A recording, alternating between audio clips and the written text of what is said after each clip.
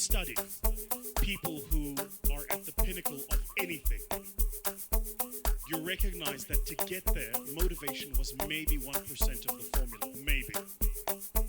1%. I'll prove it to you.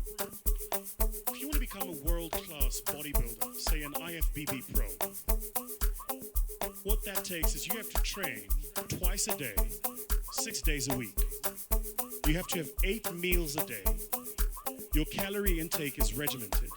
Your meals are pre-planned and pre-cooked. You don't eat according to taste, you eat according to function. So my trainer, for instance, will eat and go, what are you eating? And he'll have chicken that was boiled without salt. And he'll have like half a kilo of it. What are you doing? He says, I'm taking in protein. He doesn't say I'm eating. He says, I'm taking in protein.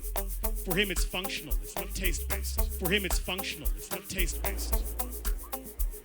Then, you will probably have to train for a minimum. And this is if you are a genetic phenom.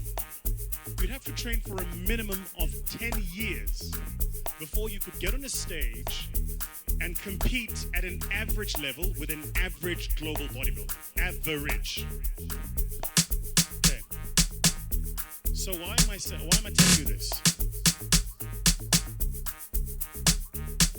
All of us here at the beginning of a new year write these things called New Year's resolutions. And then New Year's resolutions, number 1, make more money. Yeah? Number 2, change my boyfriend. Number 3, get into shape.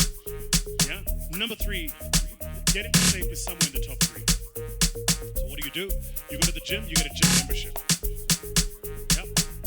You go to the local Nike store and you buy like all of your gym gear.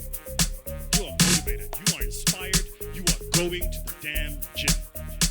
You go to YouTube, you subscribe to all of the fitness channels. You go to your Instagram, you follow all of the fitness models.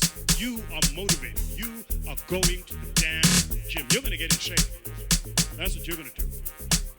The people you're following on YouTube have been working on for a minimum of 5 years to look like that. So you have the incorrect understanding that after a month of working out, you're going to look like that. So what happens in the first month? You're excited. You go to gym every single month. You know, and you take the pains and your body is sore, but you know, I'm excited. I'm going to gym. Then life happens. Company doesn't make money. You don't make your targets.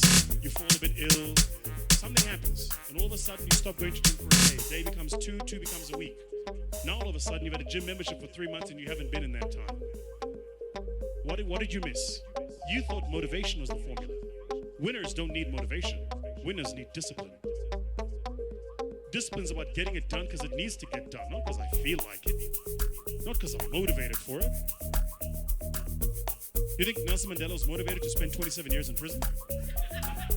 You think Martin Luther King was motivated to march across the states and proclaim freedom? You think, if you look at people that change the world, they're not doing it because they're motivated. They're doing it because they made a commitment to do it and they're disciplined to see it through. Discipline is far more important than motivation, which is why you got to be careful the decisions you make, because once you make the decision, you have to see that decision through.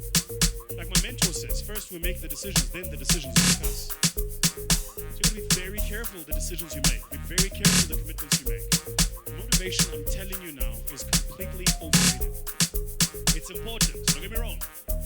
We meet according to motivation, we feel good, rah-rah, but that'll fade. You need a stronger will and a deeper commitment